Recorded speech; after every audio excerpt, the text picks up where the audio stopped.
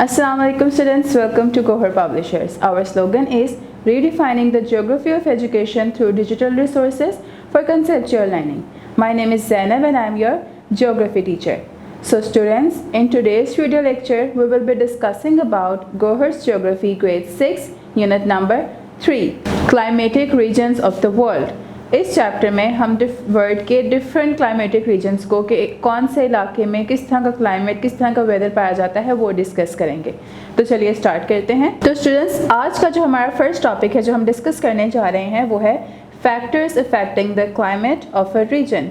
कि ऐसे कौन से फैक्टर्स हैं, ऐसे कौन से अवामिल हैं जो कि हमारे क्लाइमेट पे, जो कि किसी भी इलाके के क्लाइमेट पे इफ़ेक्ट करते हैं। तो स्टूडेंट्स, जो क्लाइमेट होता है ना किसी भी इलाके का, वो बेसिकली इस हिसाब से चेंज करता है कि जो एटमॉस्फेयर होता है उसका और उसके इन्वायरमेंटल कंडीशंस जो हैं वो उस क्लाइमेट पे इफ़ेक्ट करते हैं। तो उस हिसाब से किसी भी इलाके या रीजन का या एरिया का क्लाइमेट जो है वो वेरी करता है। किसी भी इलाके या रीजन का जो क्लाइमेट है हमारे एटमॉस्फेयर और हमारे एनवायरमेंटल कंडीशंस की बेस पे चेंज होता है। तो हम वन बाय वन ऐसे फैक्टर्स पढ़ेंगे जो कि हमारे क्लाइमेट पे बहुत ज़्यादा इफेक्ट करते हैं। तो जो हमारा पहला फैक्टर है that is latitude and elevation. तो स्टूडेंट्स, लैटिट्यूड और एलिवेशन जो है वो हमारे क्लाइमेट पे किस तरह से इफेक्ट करता है। लैटिट्यूड जो है वो एक एंगल होता है इक्वेटर और नॉर्थ पोल के दरमियान। लैटिट्यूड जो है हमारे सनलाइन को, लैटिट्यूड इफ़ेक्ट करता है कि कितनी अमाउंट ऑफ सनलाइट जो है वो हमारे अर्थ पे हिट करेगी।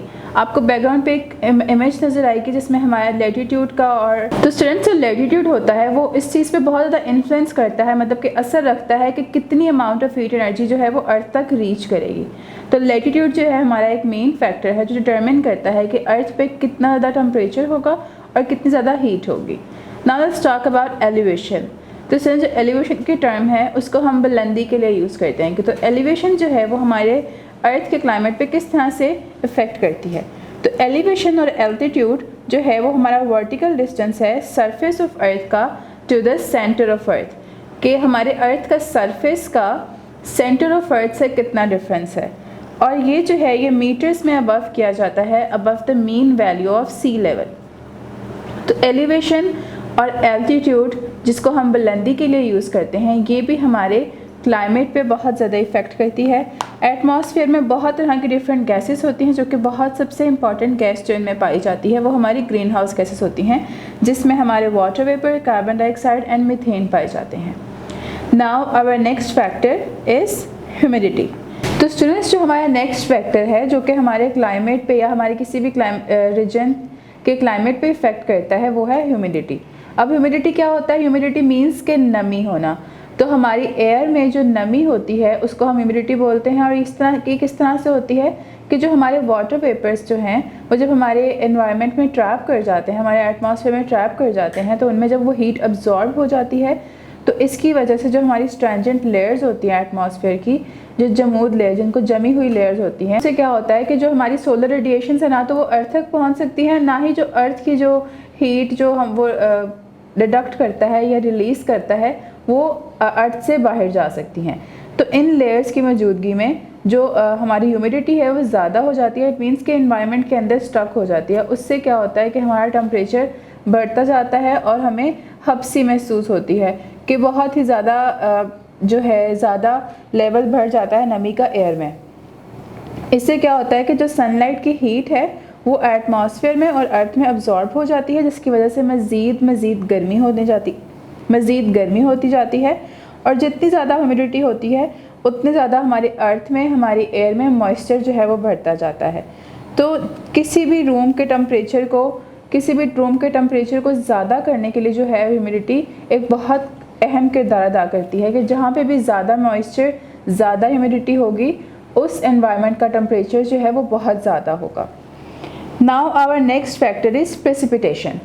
तो स्टूडेंट्स, जो प्रेसिपिटेशन है, प्रेसिपिटेशन का मतलब होता है बारिश, कि आसमान से लिक्विड या सॉलिड का गिरना, उनका बहाव। तो बारिश जो होती है वो हमारे क्लाइमेट पे बहुत ज़्यादा अच्छा इफ़ेक्ट करती है कि जिस एरिया में जितनी ज़्यादा बारिश होगी वहाँ का जो क्लाइमेट है, वहाँ का जो वेदर है वो उतना ज़्यादा कोल्ड और नॉर्मल रहता है। बारिश होने की वजह से क्लाइमेट का ठंडा रहना और अच्छा रहना की वजह इस तरह से है कि जब भी बारिश होती है तो बहुत सारी जो हमारी नहरें हैं, जो समंदर हैं, जो दरिया हैं, वो पानी से भर जाते हैं। तो उनसे हमारा वाटर साइकिल स्टार्ट होता है, और जब वो वाटर साइकिल अच्छे प्रोसेस में होता है, वेपरेशन होती है, बारिश होती है, तो इर्द गिर्द का जो माहौल होता है वो बहुत बेहतर हो जाता है। और सबसे ज़्यादा जो बारिश होती है हमारे वाटर साइकिल को रेगुलेट करने में हेल्प करती है। वाटर साइकिल के साथ साथ हमारे जो प्लांट लाइफ है वो भी अच्छी हो जाती है, जैसे कि फोटोसिंथेसिस का प्रोसेस होता है, इसमें भी मदद मिलती है। और प्रेसिपिटेशन जो है हमारे नेचुरल डिज़ास्टर भी कॉज करती है, जैसा कि लैंडस्लाइडिंग और flooding. Winds and ocean currents. Winds and ocean currents क्या होते हैं? विंड्स और ओशंस जो हैं, विंड्स जो हैं हमारे प्लैनेट का एक बहुत इम्पॉर्टेंट पार्ट है, जैसे कि जिनको हम हवाएं कहते हैं। तो हवाएं जो हैं ये हमारे इर्द गिर्द की जो हीट होती है इसको ट्रांसपोर्ट करने में मदद करती हैं, और कोई भी जो मेजर स्टॉर्म्स आते हैं उनकी इंटेंसिटी में बहुत अहम किरदार अदा करती हैं। विंड्स जो हैं वो हमारे क्लाइमेट सिस्टम का एक ऐसा निज़ाम है जिनको समझने के लिए हमें बहुत टाइम लगता है और बहुत मुश्किल से समझ में आता है। तो जिस तरह से टाइम इंक्रीज़ हो रहा है, मॉनिटरिंग और फोरकास्टिंग बेहतर हो रही है, उस तरह से विंड्स को समझने का भी इंतज़ाम बेहतर किया जा रहा है। तो जो विंड्स हैं वो हमारे इर्द गिर्द के क्लाइमेट पे बहुत ज़्यादा इफ़ेक्ट करती हैं। अब अगर हम ओशन करंट्स की बात करें तो ओशन करंट्स जो हैं हमारे किसी भी क्लाइमेट के रीजन का एक बहुत ज़्यादा इम्पॉर्टेंट फैक्टर है। कि आपने देखा होगा जिस जगह पे भी ओशन करंट्स इस तरह से हेल्प करते हैं कि हमारे टेम्परेचर को, humidity, wind speed and precipitation और एयर प्रेशर को नॉर्मल रखने में मदद करते हैं। विंड्स एंड ओशन करंट्स हमारी हवा को जब ऊपर लेकर जाते हैं या वेपरेशन क्रिएट करते हैं, उससे क्या होता है कि गिरदोनवा के इलाकों में स्नो फॉलिंग और बारिश की वजह बनती हैं। Now our next factor is sea level.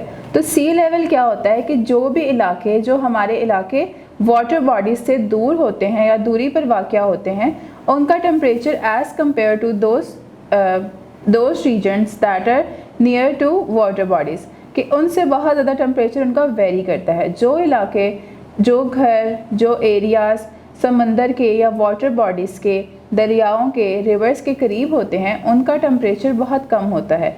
वो इसलिए कम होता है कि इलाके की गर्म हवा समंदर की ठंडी हवा से मिलती है, तो इवेपोरेशन होती है, वाटर साइकिल का प्रोसेस होता है, और उससे इर्द गिर्द का टेम्परेचर जो है वो बहुत बेहतर हो जाता है। जो कोस्टल एरियाज़ होते हैं वो बहुत ज़्यादा कूलर और वेटर एरियाज़ होते हैं as compared to internal areas. तो कोस्टल एरियाज़ हमारे साहिली समुद्री इलाकों वाले एरियाज़ होते हैं। Now our next topic is vegetation. तो स्टूडेंट्स, वेजिटेशन क्या होती है? वेजिटेशन ऐसे इलाके होते हैं जहाँ पे नबातात बहुत ज़्यादा मिकदार में पाई जाती हैं, मतलब कि वहाँ पे ग्रीनरी होती है, दरख्त होते हैं और इस तरह का इन्वायरमेंट होता है। तो वेजिटेशन का जो प्रोसेस होता है, इसमें क्या होता है, जब वाटर वेपर्स रिलीज़ होते हैं फोटोसिंथेसिस के प्रोसेस के दौरान, उसमें क्या होता है कि वो एवेपोरेट होते हैं और इर्द गिर्द का जो टेम्परेचर होता है वो बहुत ठीक हो जाता है। तो स्टूडेंट्स, जब वाटर वेपर्स रिलीज़ होते हैं फोटोसिंथेसिस के प्रोसेस के दौरान, इससे क्या होता है कि वाटर साइकिल का प्रोसेस होता है, और उससे क्या होते हैं कि क्लाउड फॉर्मेशन बनती है, क्लाउड्स बनना स्टार्ट होते हैं और हमारे इर्द गिर्द का जो टेम्परेचर है वो कम हो जाता है। Now students, that is all for today. Hopefully you have enjoyed this video. Now we will see you in another video. तब तक के लिए अपना बहुत ख्याल रखें। अल्लाह हाफिज़।